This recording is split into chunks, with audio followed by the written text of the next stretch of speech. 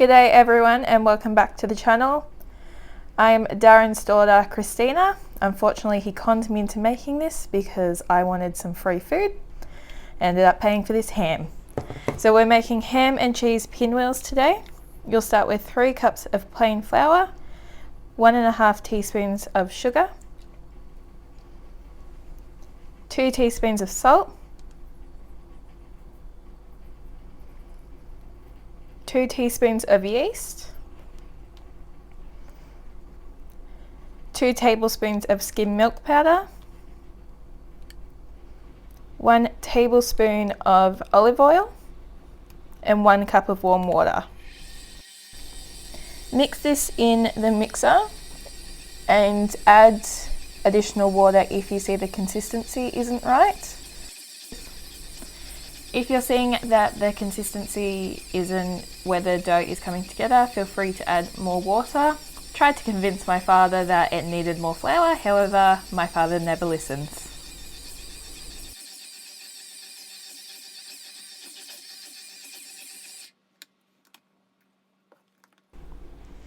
Turn it out onto a floured bench and then knead out until the consistency is bouncy, so when you press your finger down on it, it bounces back.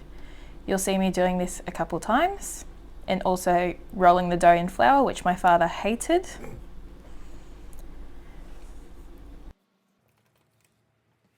This is where my style of cooking and baking is very different to my father's. Even though he taught me how to cook, I would have left it as is. You'll put it into a oiled mixing bowl in a bowl, and then put it in a warm place to proof.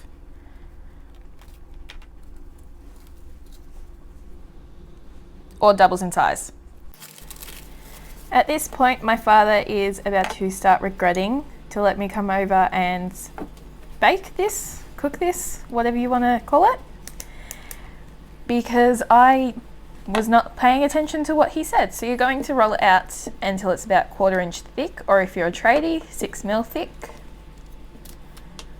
And behind the scenes that you can't see is my father trying to tell me what to do, like always. And then you are going to put the tomato paste on and spread it like an American spreads Vegemite when they try it for the first time. And you want to try and leave a gap at the end. You'll see I failed at that, like I fail at most things. Then you're going to spread the ham, and if you're OCD you'll probably hate this part because my OCD brain did. You're going to spread the ham all over the dough.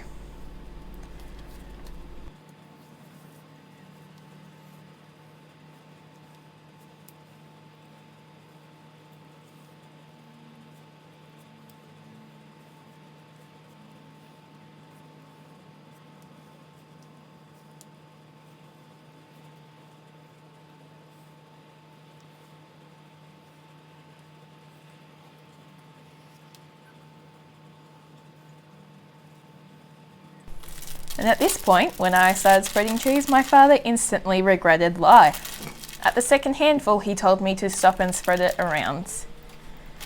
I did at least 3 more handfuls.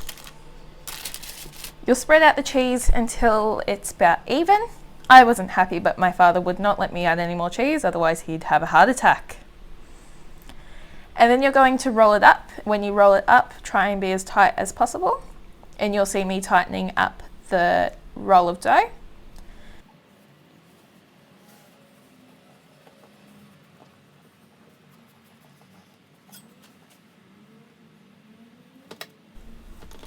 You're going to start cutting it 1.5 inch thick, or 35 millimeters if you are a tradie. At this point, my math isn't that great, so there's that.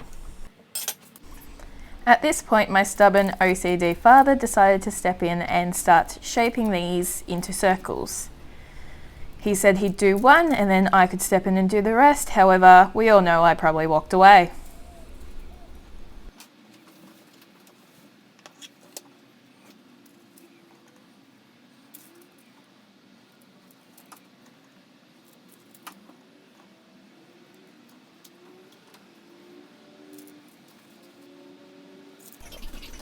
And at this point, you're going to watch my OCD father put these pans on a heating pad to let it proof and cover. After the proofing, you are going to place it in a preheated 200 degree oven, or 390 if you're American.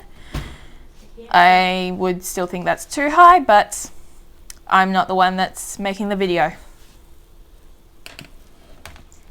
Once they are golden, you are going to take them out of the oven. Now at this point, my father wanted it to look good, and him take the good piece and me slap his hand away. I beat him to the punch, and he hated life. Please hit that like, subscribe, and the bell notification so that my father stops annoying me with trying to get people to follow him. Please pop down below how much better of a chef I am than my father. He doesn't believe me. Thank you for watching, kiddos, and bye for now.